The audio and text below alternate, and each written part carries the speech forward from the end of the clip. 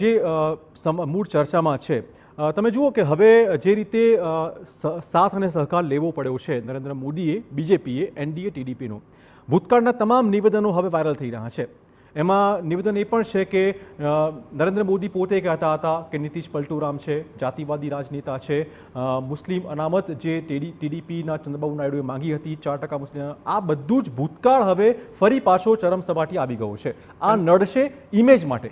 ચોક્કસ નડશે. બીજું કે ભારતીય જનતા પાર્ટી તો સમાધાન એક્સપ્રેસ ચલાવશે, સમજોતા એક્સપ્રેસ ચલાવશે, બિલકુલ, પણ ચંદ્રબાબુ નાયડુ અને નીતિશ કુમાર જે છે એ પોતાની નીતિ રીતિ અને આઈડિયોલોજીમાં કોઈ ફેરફાર નહીં કરે. વડાપ્રધાન નરેન્દ્ર મોદીએ નીતિશ કુમારને અને ચંદ્રબાબુ નાયડુને બંનેને પલટુરામ પણ કહ્યા છે, અવસરવાદી પણ કહ્યા છે. તો સામે પક્ષે ચંદ્રબાબુ નાયડુએ તો નરેન્દ્ર મોદી જેવા નેતા સાથે હું કદી કામ કરીશ જ નહીં એ મતલબનું નિવેદન કરીને એમને ઉગ્રવાદી ને આતંકવાદી પણ કહ્યા હતા.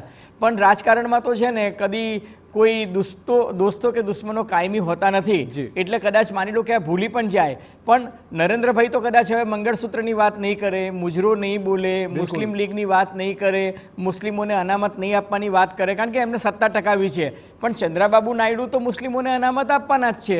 એ લોકો તો હવે સરકારને કહેશે કે અમે સિટીઝન એમેન્ડમેન્ટ એક્ટ નહીં લાવવા દઈએ. એ એવું કહેશે કે યુનિફોર્મ સિવિલ કોડ જે છે એ મને પૂછ્યા વગર નહીં લાવવાનો. એટલે હકીકતમાં તો એવું છે કે મુસ્લિમો આ દેશમાં વધારે પાવરફુલ થઈ ગયા છે.